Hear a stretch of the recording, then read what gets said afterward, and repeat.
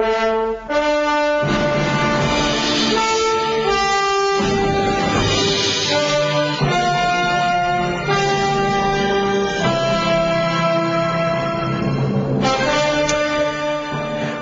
to Shattering Myths, it's a pleasure to be with you this morning. We're going to turn the page and consider Yahowah's testimony. We were in the middle of analyzing the consequence of political correctness and the two ways that people are precluded from knowing and understanding in our program yesterday, where we talked about the fact that in Western countries where information is ubiquitous, the educational system, the political system, and the media collectively discourage people from exercising good judgment. You have everything from outcome-based math to no classes on rhetoric or logic to this misguided notion, the illogical, irrational notion of we are intolerant of intolerance, and where certain things cannot be said even if they are true. And so the failure to exercise good judgment is indoctrinated into the culture. It's what has happened in America. So Nick's point in that first hour when we were talking about America not being able to learn from the mistakes of others or from its own mistakes, learning requires the exercise of good judgment. You have to be discerning and discriminating to be able to learn. There's a difference between knowing, learning, and then ultimately understanding. And without exercising your conscience, without your nasama, without deploying good judgment, you can't learn. And that is the problem in the West. We have taken 2 or 3 generations of people, and we have indoctrinated them in politically correct academic institutions to the point that they're incapable of learning. They can't process information, and therefore they cannot make a just, moral, or rational decision. And so their government can pull the wolves over their eyes, can lie to them, can do all manner of horrible things and get by with it because they're not able to recognize that what their government is doing is immoral. They'll wave the flag and stand and salute as the national anthem is played, with no recognition whatsoever that what is being done is heinous, immoral, inappropriate. In this regard, I can provide overwhelming proof that Yahowah exists. You read Yahowah with the systematic presentation of his creation account, the systematic presentation of the flood and how it occurred and what testimony we have to validate it, and then the account of the Exodus, followed by all of the prophetic statements. And there is no way that an open-minded, informed, and rational person will come to any other conclusion than God proved his existence, and that he proved that he authored the Torah, prophets, and Psalms. So it's extraordinarily easy to prove that Yahowah exists and that he authored his Torah, prophets, and Psalms. Anyone willing to invest the effort with an open mind that is capable of being rational will know for certain.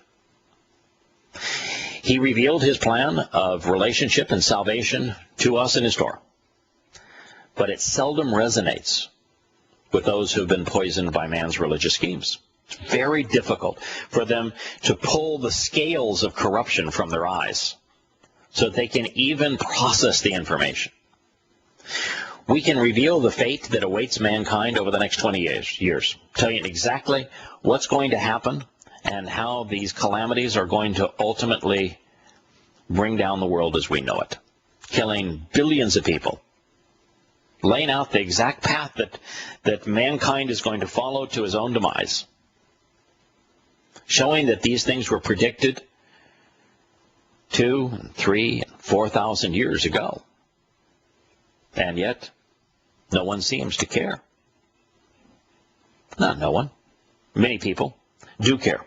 Many people, as a result of this program and these books, have come to know Yahowah and have embraced his covenant. But they are the few among the many. As a result, all of man's political and religious schemes oppress and fleece the masses by beguiling them, by controlling them, either controlling access to information or by criminalizing thoughtfulness. For example, during the millennia-long political and religious domination of Roman Catholicism, the union of church and state kept the population ignorant and enslaved. The same can be said of communism during the last century. And throughout most of these periods, anyone who challenged the edicts of a Catholic or Orthodox Christian cleric, a communist or fascist dictator, or an Islamic caliph, was tortured and then killed. Discernment was not allowed, because reason is the enemy of all political and religious schemes. Today in the West, the universal application of political correctness assures that anyone in the public arena who is judgmental will be condemned, humiliated, and silenced. The reason that America was so upset that Snowden released the NSA snooping evidence, the reason that Bradley Manning was prosecuted for revealing the malfeasance of the U.S. government and the U.S. military, is because they recognize that with evidence, there's still enough people out there that can process that evidence to hold the government accountable, to show that it isn't worthy of our support. They fear that. Now, having traveled in nearly 150 countries and having studied history, I can tell you that man's legacy is abysmal. For nearly 6,000 years across the face of this planet, a malignant concoction of politics and religion has served to enslave the masses for the benefit of cleric and king. And even that was not enough for the unending line of ruthless, egocentric leaders. They have always coveted more. They're never satiated. So with revolting regularity, cleric and king would send their subjects off to war to confiscate more land, more power, more tribute, more territory for themselves. On a global scale, man's history, both ancient and modern, is very troubling, with only occasional moments of good brightening an otherwise hideous tapestry. Given the choice between good and evil, leaders with a choice have almost universally chosen evil. Throughout time, the overwhelming preponderance of people have had their freedoms disseminated through a mix of oppression and fear. Choosing to live outside the religious and political constructs of these men and their schemes, enjoying such severe consequences, most people abrogate whatever freedom they may otherwise have enjoyed. It's what we witness in America. It's what we witness in every Islamic country. It's what we witness in every communist and socialist country. It's too hard for most people to stand up against the roaring tide of humanity, to go in a different direction, just to bow their back and say, no, I'm not following you there. To be an American, for example, and to say what we're planning to do in Syria is suicidal. What we did in Afghanistan and Iraq were suicidal. What we did in Vietnam was counterproductive. To say those things puts one at odds with most Americans. It's difficult to do. Painful to do. The consequence of telling people the truth, of trying to awaken them to the truth, is difficult. Very few people are willing to do it. It's the most compassionate thing to do, and yet you'll be labeled hateful for doing it. For those who have read the whole of Yahowah, you have discovered that God told us what would happen. He prophetically predicted that the consequence of the world's hypocritical political and religious leaders, those who say one thing and do another, would be seared beyond recovery. And that he warned us as a result that knowledge would increase and man would become increasingly foolish, listening only to those who would tell them what they wanted to hear. To this end, George W. Bush announced that central to making good decisions His means to exercising good judgment and making good decisions was, according to Georgie Boy, being positive. You know, that's the nature of politics. The nature of even successful radio shows is that if you give people hope, even if the hope is unfounded, you'll be popular. That's how religions became popular. They provide people with hope. Hope is false, but it doesn't matter. That's how how political parties become popular. They provide people with hope. Oh yeah, you elect us and we'll make this better. Well, they never do. But people continue to believe. Change we can believe in, this president ran. That was his mantra. He didn't change anything. But they still believe. Yes, George Bush was right. Being positive is the stuff that makes politicians popular. It's what makes religions popular. It's what makes radio shows popular. But what more heinous thing can an individual do than try to gain leverage by coming across as being hopeful when that which they are proposing is hopeless? There is no hope in the Republican political party or the Democratic political party. There is no hope in religion. And yet these institutions give people false hope because it makes them popular. Just as George Bush said, central to good decisions. Not decisions that are wise, not decisions that are moral, not decisions that are right, but good decisions that are good for the politician is being positive. Part of what made Ronald Reagan's mystique so invading of the U.S. conscience. You know, he is still revered as almost a demagogue by conservatives. Why? Because he offered hope. He rode tall in the saddle. Now he bankrupted America. They don't hold him accountable for that. But he did. You know, his great scheme was that we'll build up the U.S. military, and because the Soviets can't compete, we'll destroy the Soviet Union. We'll win the Cold War by building up the U.S. military. Well, yeah, he did bring down the Soviet Union, but he destroyed America too. We just have taken longer to die. That wasn't hopeful. You don't create hope through a military excursion, through building up one's military might.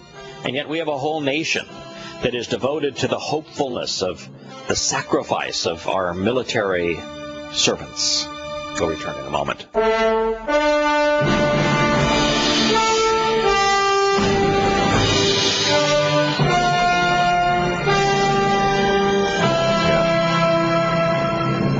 Welcome back to Shattering Myths. Information and reason, my friends, have given way to false hope because of religion and politics, because of academia, because of the media. But by I would have to say the crowning achievement in hypocrisy goes to the Nazi Pope Pius the 12th and his army of armed priests who brutally slaughtered hundreds of thousands of Orthodox Christians and Jews and then danced on their corpses.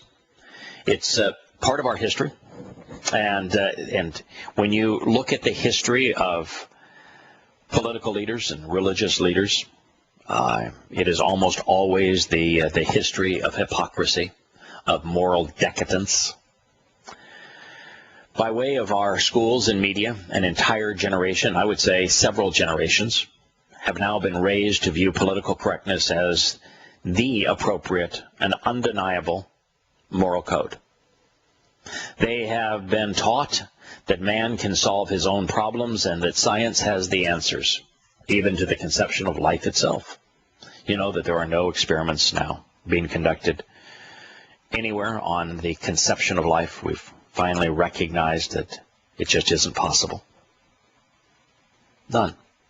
You know there are no experiments being conducted as to define the nature of human or animal souls or consciousness. None.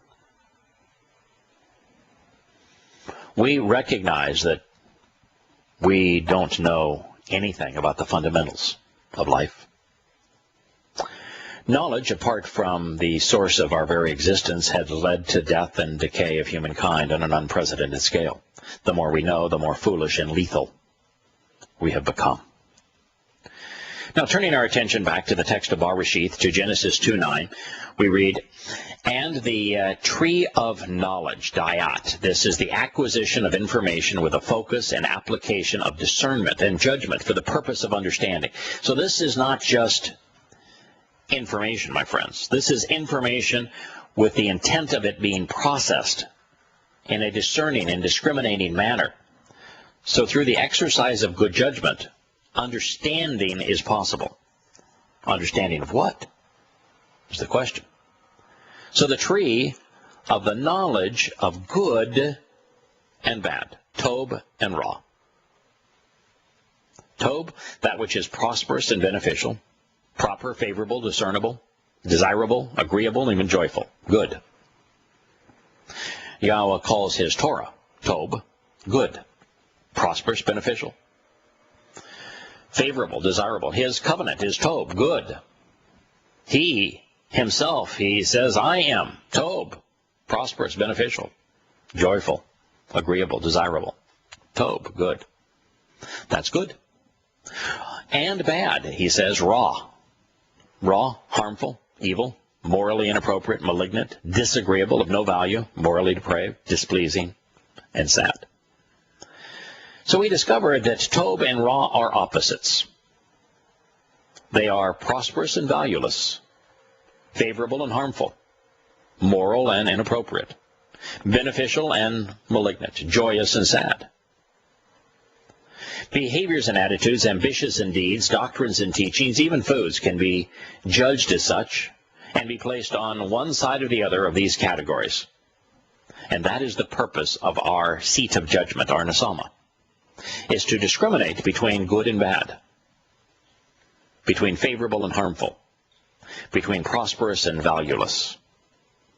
Is it prosperous, good, useful for us to bomb Syria? Or is that harmful, inappropriate, and will it create sadness? You can use your nesama, your seat of judgment, to examine everything in life and determine whether or not it is good or bad, right or wrong, useful or counterproductive. And that's what's being presented here. Now, before we consider why there would be such a tree in the sheltered enclosure known as the Garden of Great Joy, the Gan Eden, be aware that there was nothing unique about its Tob, good nature. Earlier in the same statement, we read that Yahweh Almighty caused to sprout up and grow every good tree which was desirable and pleasing in appearance and good. Tob, beautiful and beneficial. Every tree was good. Every tree was good. It was good to look at. It was good to eat. Every tree. So this tree had good too. So what made this tree unique? This tree also had bad. And once you know bad, now you have to make a decision between them. Everything in the garden was good. There was one place where you could discover bad. Now we're getting a clue as to what this tree represented. We'll be back in a moment.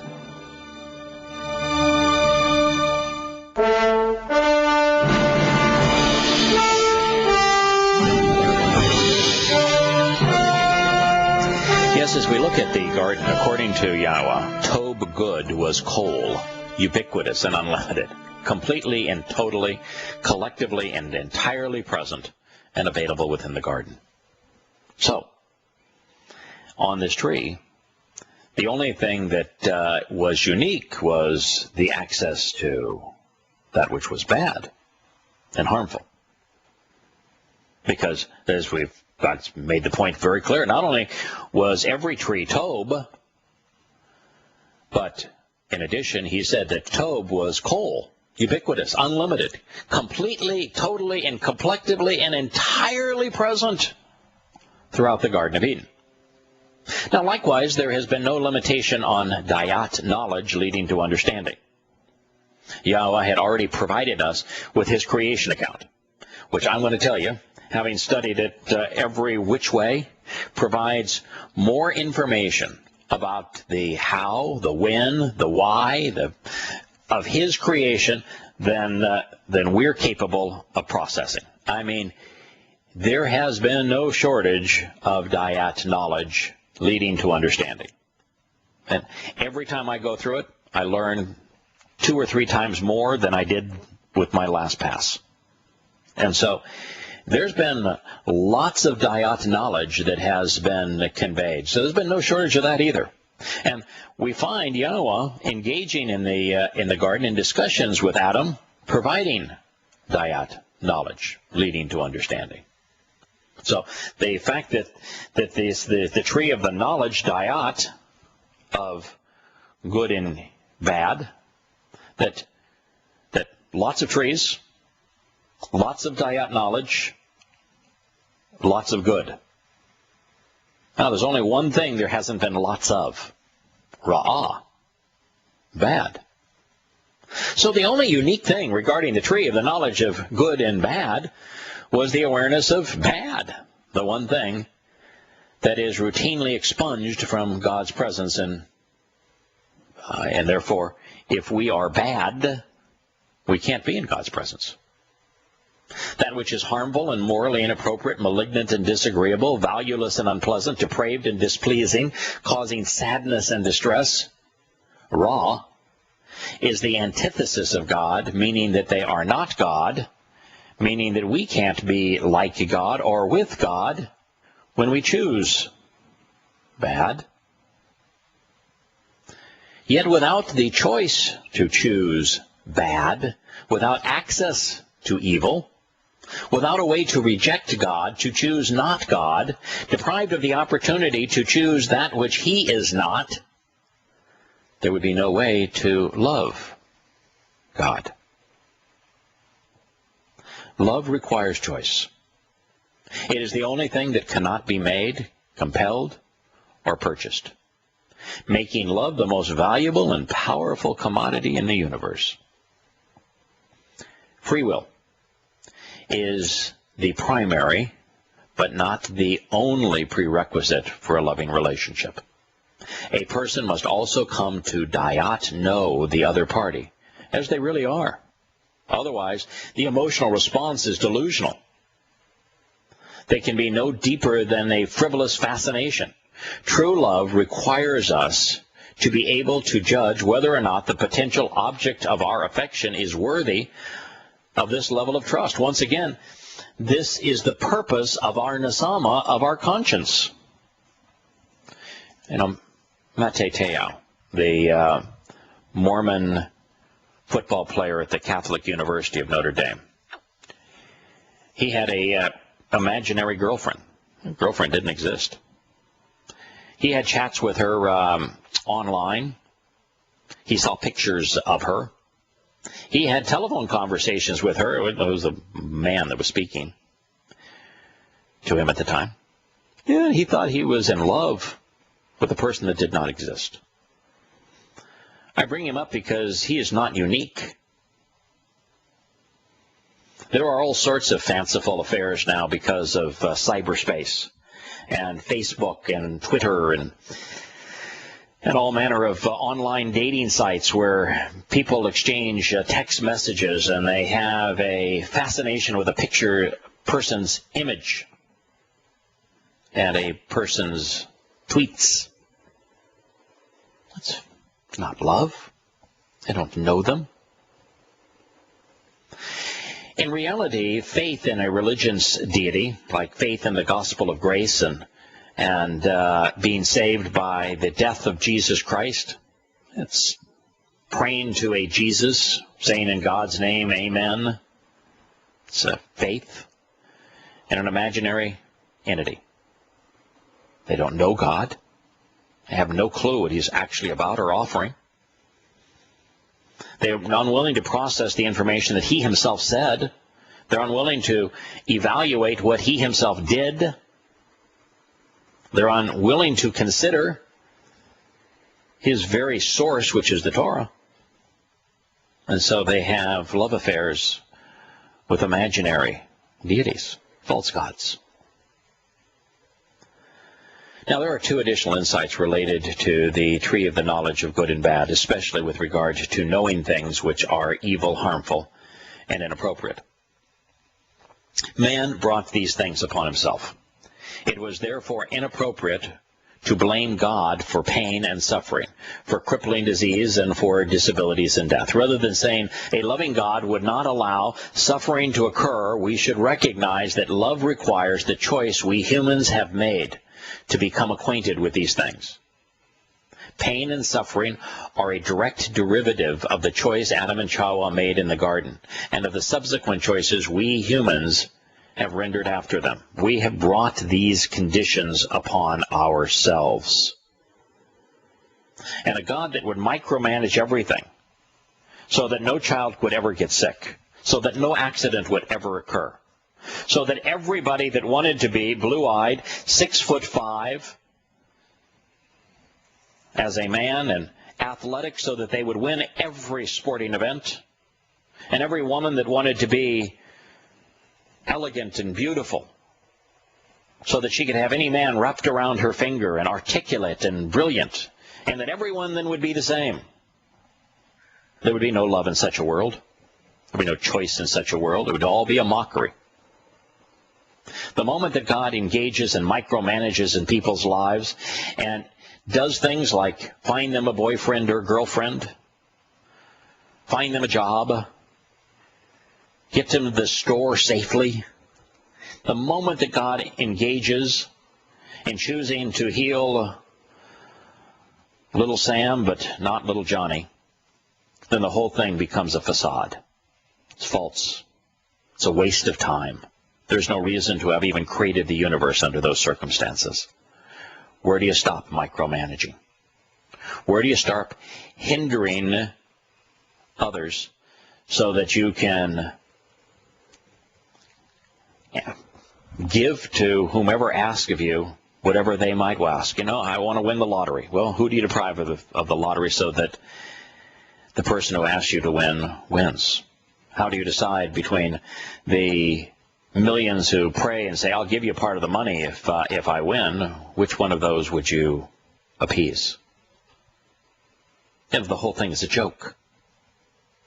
You establish a means to form a relationship with you, and then you would tell people, but it really doesn't matter. Forget about what I did. Forget about what I said. It doesn't matter. I'm going to be capricious. Whatever you want, whatever you envision of me, that'll be just fine. You know, if your God would do this, that, and the other thing, then so be it. I'll be the God you want me to be. You tell me the kind of God you want, and that's what I'm going to be. That's how stupid this whole thing is. We brought this upon ourselves. We do every day with our decisions. For those who fail to appreciate the purpose of free will or to acknowledge its value or consequence, and who continue to lament over a God who wouldn't allow any of the many atrocities and misfortunes that occur on our planet, consider what you're asking of him. Is Yahweh going to ground America's Air Force so that it can't bomb Syria? Is God going to wipe Islam off the face of the earth so there'll be no more suicide bombers? Is God going to eliminate the opportunity for you to be a Christian because Christianity has been so lethal to humankind? Should there be no choice anymore to be a secular humanist because there's been no more deadly human institution than communism, fascism? What were we asking of God if we ask this of him? If Yahweh were to intervene to stop all bad things from happening, the result would be to remove consequence from choice. Yes, you heard me correct. If God were to intervene to eliminate any bad thing from happening, he would have to remove consequence from choice. And doing so would completely undermine the benefit of free will, which in turn would make love impossible and our very existence pointless. There would be no reason for the universe to have been created because Yahowah would no longer be able to grow through loving relationships that we are unable to form with him. The idea of God allowing people to choose to be bad rather than follow his instructions is fairly easy to understand. However, when it comes to a child suffering or dying prematurely, it is difficult for us to appreciate how even the most trivial decisions we make can change the futures of those of others. Should God intervene and stop a company from dumping pollutants in the air, the ground, the water, to keep a child safe from getting cancer? If so, what about altering the trivial events which might cause someone to drive a little slower or a little faster on a trip, consume an additional drink, or get distracted when the result leads to an accident? The smallest thing might only affect the rest of their existence, but also might impact the lives of others who are innocent bystanders. Should God have made it impossible for Tamerlane and Dzhokhar to embrace Islam? Should he just ban the religion from the planet so that they could not bomb the victims in Boston and blow off the legs of little girls, kill those individuals, maim others? Should God have precluded Muhammad from existing to spare the lives of several 100 million people that were ravaged in the name of that religion? What about Constantine and Christianity and all of the hell that the Roman Catholic Church and clerics and kings together perpetrated on this planet? Should God eliminate the U.S. military because it has been so deadly? Where do we stop? What are we asking of God? We'll return to Shattering Myths for the final segment in a moment.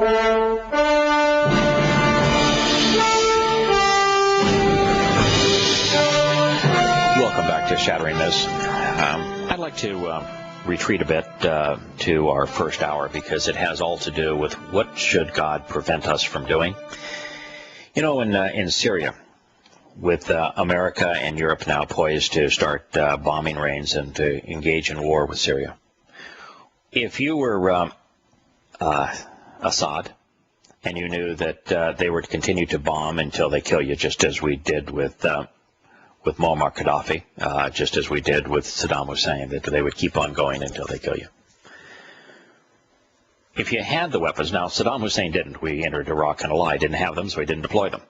Now there is some evidence that a significant number of weapons that Saddam Hussein did previously have that he gave to Syria, and if that's the case, then our invasion of Iraq is what has prompted all of this now in Syria. But if he is cornered and he really does have chemical and biological weapons, what's he going to do with them? Do you think that he's going to send artillery shells and rockets into Israel? Do you think that's a consequence of him bombing? If he doesn't have them, then we have no right to go and bomb him. And if he has them, isn't our bombing of him likely going to cause him to react in that way? Now, should God say, I don't want Israel gassed, therefore I'm going to intervene, and the malfeasance of the United States in providing these weapons and the European countries in providing them, and then the malfeasance of arming the rebels in Syria to turn this into a deadly war, I'm going to turn back the clock, and this has all gone so horribly wrong. Let me just turn back the clock and erase all of those actions, and we'll start all over again. Maybe man will be smarter, better, nicer the next time around. Or do we just continue to have choice and consequence, choice and consequence? But now do you want God to eliminate consequence? And if so, does he not also have to eliminate choice? And then what have you? Then he does become a Lord. He can tell you what to do, and you have no choice. You must do it. In that case, there can be no relationship. There is no love. You see, all of this works the other way. There are may have been an Austrian with a great affinity for painting landscapes who, for some reason, turned down a position on the admissions board. Was turned down by the admissions board at the Vienna Academy of Art. The person who was hired instead rejected the 18-year-old boy's application. In his opinion, the lad's work lacked appreciation of the human form. So how much different would the world have been if Adolf Hitler had spent his life as an artist, if God had changed the person responsible for the board at the Vienna Academy of Art so that he was accepted rather than rejected? What then? Every decision, you see, has a ripple effect, and on go the consequences. So who knows what confluence of events bring us to a situation where something horrible happens to an innocent person. Even if it were possible, at what point should God stop meddling in the minutiae of an endless stream of variables to prevent a seemingly senseless tragedy from occurring? What repercussions would his intervention have? And what should also be considered is that if Yahowah does prevent certain bad things from happening, at what point should he stop?